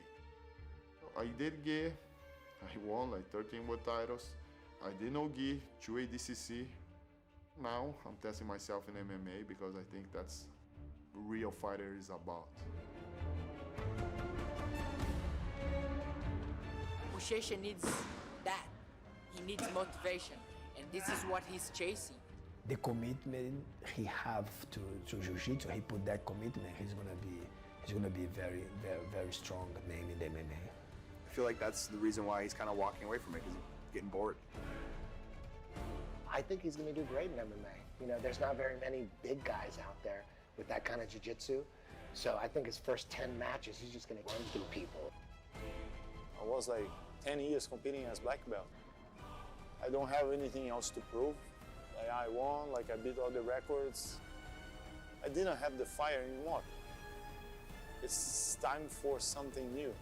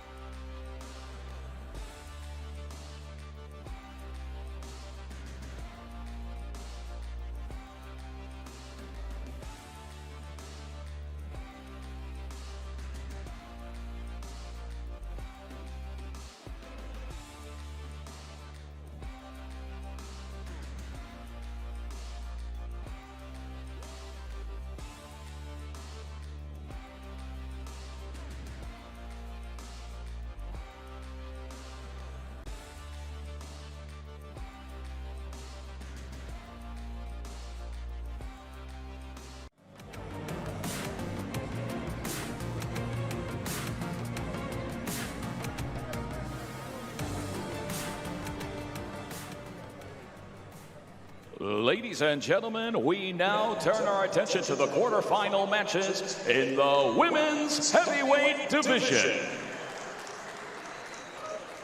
Introducing to you first out of the blue corner, representing Precision Jiu-Jitsu, Philadelphia, Pennsylvania. Please welcome Amanda Levy. So we've got the first quarterfinal in the women's heavyweight division, and entering the man right now with a quickness is Amanda Levy. And I'm joined for this match by my broadcast partner, Sean Williams. Sean, you're also going to be calling some of the action here at Who's Number One Championships. You fired up for this? I'm so fired up. Really good to be back on the mic again, and look forward to what we've got right in front of us here.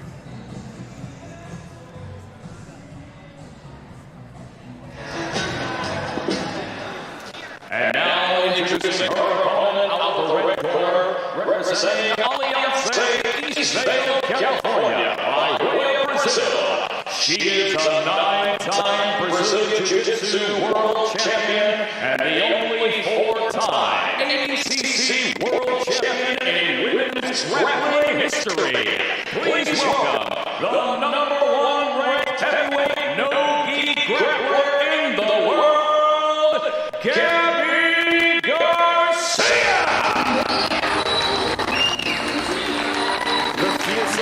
Herself, Gabi Garcia, taking to the Who's Number One mats for the 3rd time in her lengthy jiu-jitsu career.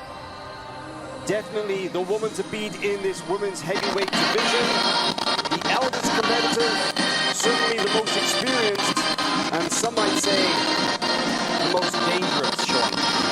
Yeah, I mean, very few have managed to solve any type of puzzle to beat Gabi. So one thing I've been very impressed with her on her previous WNO performances that were her acceptance of the leg game and really going after it, almost to reckless abandon. But like that, hats off to her to work on that part of the game. Keep the fight in the center. I don't want to give you guys. Our referee Vinicius Agudo brings the competitors to the center of the mat. You can see on the right with the red ankle band is Garcia. On the left is Amanda Levy with the blue ankle band. And they exchanged some words yesterday at the press conference. Levy was very critical of Garcia, asking why she skipped the weigh-ins, why she got special treatment compared to the rest of the competitors. They all had to weigh in. And, well, it got pretty heated there for a moment. Yeah, it certainly did. So I don't know if that'll have anything. I'm sure they're both professionals. Well, I don't know, to be honest. I think that's going to fire them out. I'll be honest. You know, I think that Amanda poked the bear there because, you know, the Gabi is a dangerous competitor at the best of times, but you really want to piss her off? Yeah, no, I don't think that's. And unless that's a good ploy, waste some energy, open some holes. I think Amanda's going to have to find some angles here. Single's a good option if she can get to that single on her feet rather than either a low sweeping single or a single on the feet to get some weight into that other leg.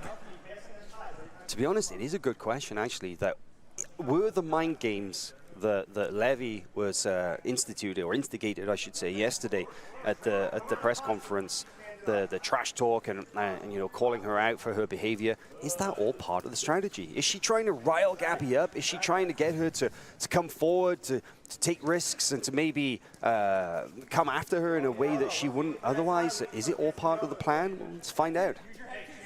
Yeah, fighting with aggression and anxiety, stress, feelings, emotion is not typically a good idea, at least for very long. I mean, you get tired that way. It's a good way to get tired. Garcia actually, if anything, kind of baiting Levy to come forward and to come in. And using that height advantage, of course.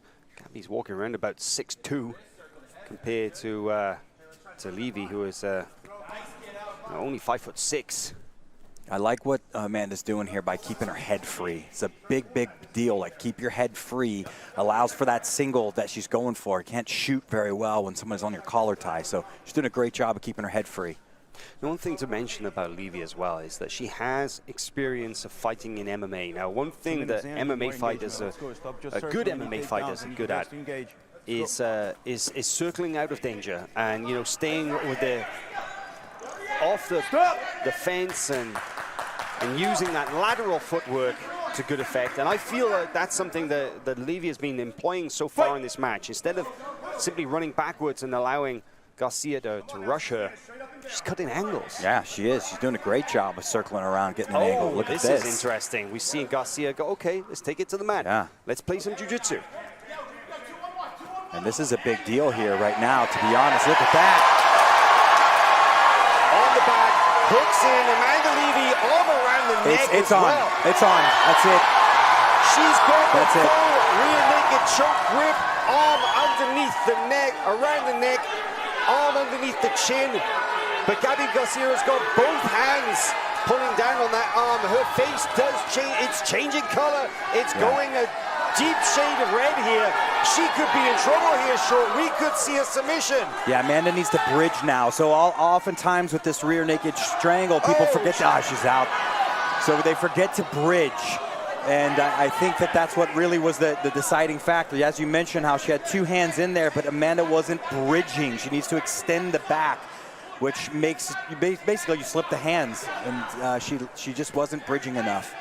But Amanda Levy using that speed to take Garcia's back. Now this is dangerous because Garcia is shaking Levy off, is managing to scrape her off her back, and now is in top position, and this is a bad spot to be. Gabi Garcia, known for her incredible strength and pressure. Ball sweep from Levy, puts her back on top. Wow. Textbook tripod sweep. And right back on top. I mean, hats off to Gabi. I thought she was completely done there on the rear naked. Amanda's going to get a second chance here. That's possibly the deepest submission I think I've ever seen somebody have on Gabi Garcia. We could see her face changing color in front of us, and yet she just gritted her teeth and she fought her way out. It just goes to show that Gabi, yes, she's big, yes, she's strong, but do not underestimate her jiu-jitsu at times. That's right. Stay perfectly calm. And Amanda now looking to open, maybe sneak a knee in the middle. This close guard, this guard position is not something that we're particularly accustomed to seeing Garcia use. But again, looking for the guard pass now. Levy backing up. But if I was Levy, man, I want to keep that pressure on. I wouldn't want to give Garcia any opportunity to stand up. Yeah, I mean, she did a good job of lifting the feet up last time, so. And the judges are favoring the blue corner. That is no surprise whatsoever at this stage in this match. That deep submission attempt that Levy is currently, the judges would say, winning this match. But hey, there's still 10 minutes to go. Yeah, there is, and I think Amanda's got to be careful here to not spend too much energy or get too excited about what's going on. I think the momentum is in her factor. Lifting up the feet, getting underneath the legs, turning Gabi's worked well the first time. Knee cut is open here if she can step in the middle and get an underhook. So Amanda Levy training in New Jersey. Oh, diving Kimura attack there from Levy. A bold attack, one might say. Yeah. It's pretty flashy, but against somebody like Garcia, I'd say pretty high risk as well. It is. She did a good job to at least get back to the top there and not get reversed off that rolling Kimura. Good. Again, she's doing a wonderful job of keeping the collar tie free. Gabi needs to get under on a leg now. Interesting to see that Gabi deciding, you know what, let's take this back down to the mat here. You know, she wants Levy to come at her, and I think that is the supreme confidence that comes with being a four-time ADCC champion, right? Yeah. Gabi Garcia is just like, you know what, bring it down to the mat. Let's get some jiu-jitsu going. I don't mind if you attack. She wants that. Yeah.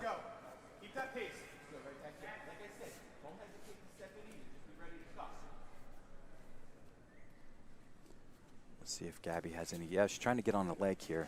Probably looking to wrestle up. But Amanda doing a good job of keeping that pressure, which keeps Gabi's back. She has to return her back to the floor.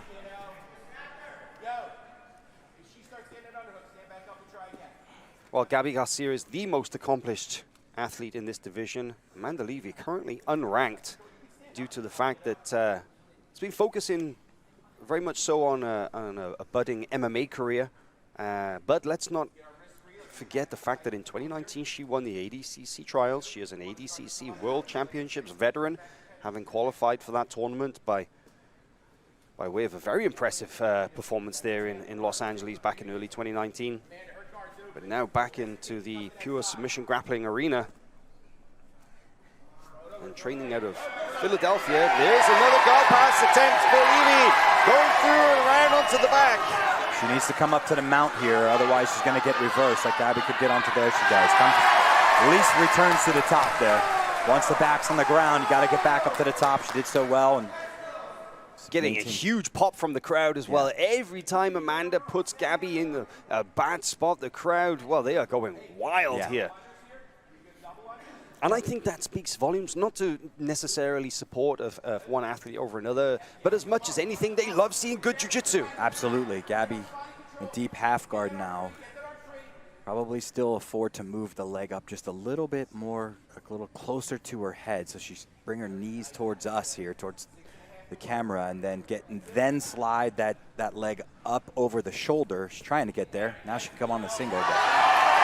Look at that movement from Amanda Levy. So quick and right in the positions, but Garcia, very, very smart, coming straight into this pressure passing position.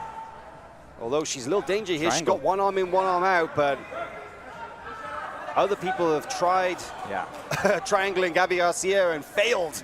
Yeah, it can be dangerous. Yeah, but now she's getting a better angle here.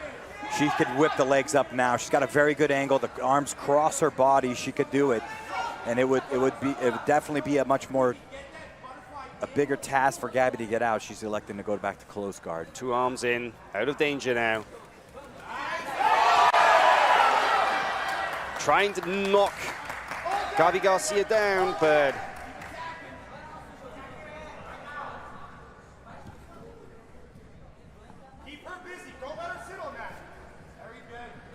Gabi up, doing a good job of keeping the hands on the insides.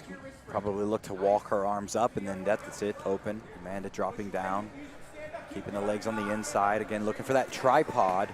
Here comes a triangle again. She's got her arm in, head arm here. Grabs the bicep. She's got to get to her bicep, but Gabi's done a good job of tucking her head. If she can get Gabi a bit lower, there's where that triangle could come on. Right now, Gabi's a little high. Still, judges favor Amanda Levy as we come into the final 5 minutes of this match so far.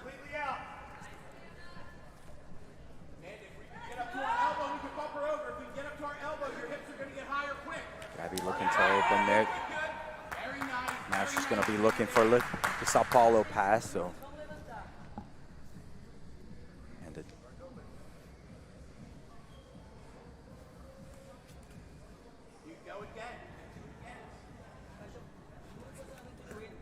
Levy trying to make sure that she keeps that distance, but Garcia now putting on the pressure from this half guard position. Can Levy get back to safety here? Because so far she's done a good job from bottom of keeping Garcia away and balancing her when she's tried coming forward, but the further forward that Gabi Garcia gets, the more pressure that she puts on. Yeah, you can see Amanda has this left hand inside there, just a bit low. It needs to be up by her, basically covering her eye. We call this a shoehorn, and you just got to get that hand a little higher. So her chin is up, which is not necessarily a good thing because it lets that cross-face shoulder get in there. She's doing a good job of keeping frames in and under Gabi. There she does. Now she's got her hands in a good place, so she's not going to get Kimura as long as her arms mind her P's and Q's under this top armpit.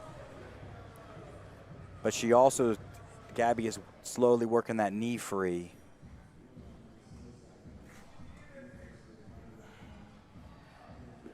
Now she's got that shoulder pressure there. Amanda should work her hands up underneath in between the shoulder and the face. Amanda's arms are still in good position. Even if Gabi passes, they're going to still be in good position. See if Gabi backsteps here. It's there. And singles, Amanda is definitely thinking about a single right now. She's got to move Gabi forward a little bit. And to be real, if Gabi actually slides the foot out, it's actually better for Amanda if Amanda can get right to where the foot connects to the ankle, and that's really what she's looking to do. And it looks like a very weak single, but you can get right up on people, really torques the knee and the hip. So.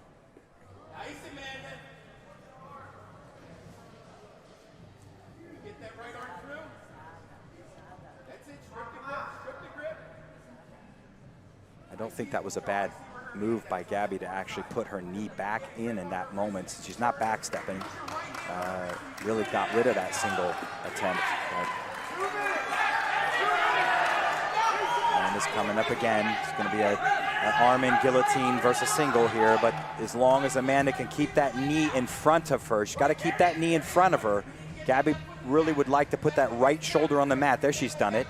She put the right shoulder on the mat, you can get your knee free in an arm in guillotine.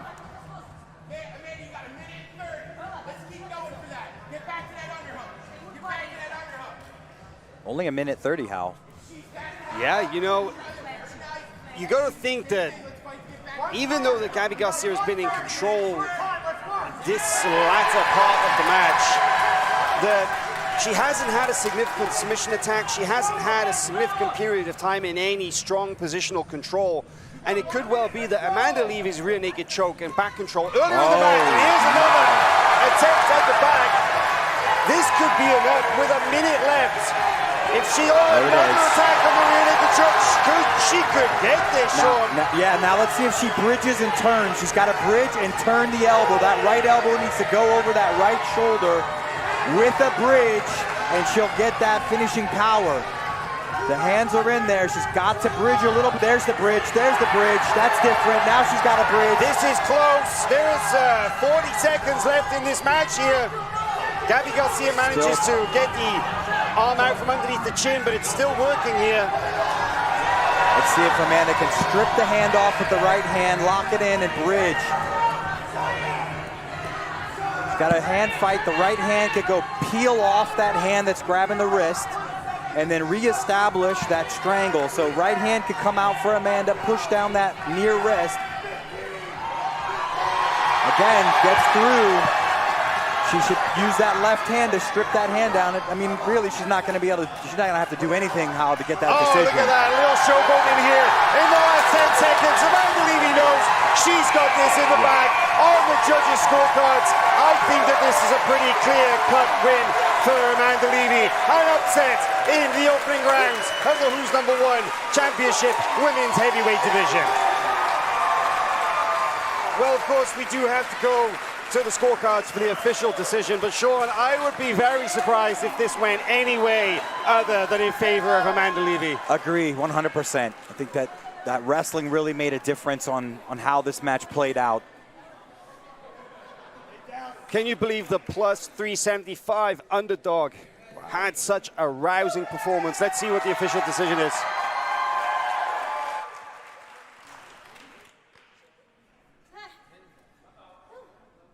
Ladies and gentlemen, your winner by unanimous decision and making her way to the semifinals, Amanda Unanimous decision Levy. in favor of Amanda Levy here at the Who's Number One Championships, who goes through into the first of the semifinals to take place later tonight. And look at that animated performance there.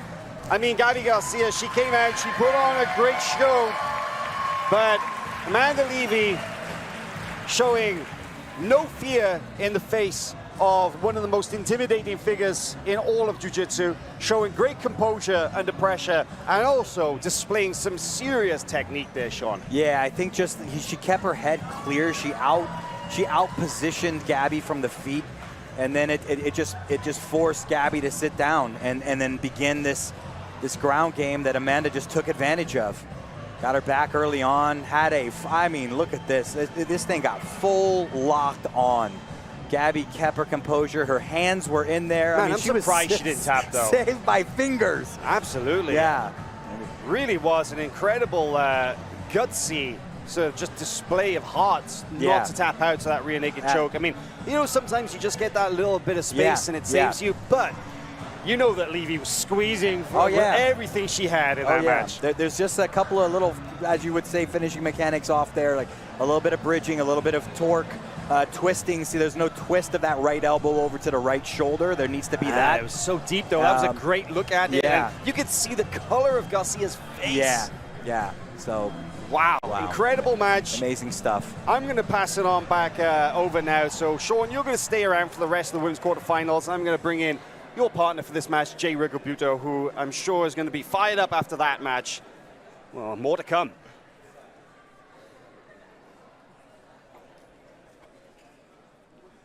Just a little look at the backstage there area. Roberto Jimenez, he'll be coming up in action a little later. On the left is Mika Galvao. They're the competitors in the 185-pound division.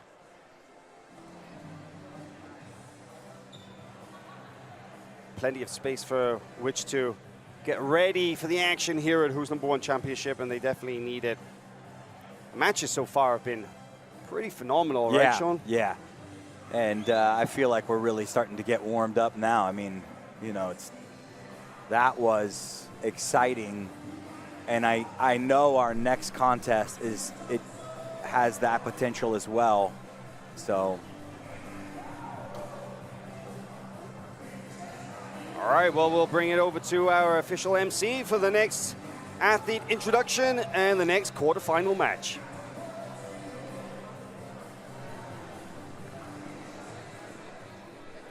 Ladies and gentlemen, this is a quarterfinal women's heavyweight match set for a 15-minute time limit. Introducing first to the mat out of the blue corner, representing Aries Jiu-Jitsu, Modesto, California.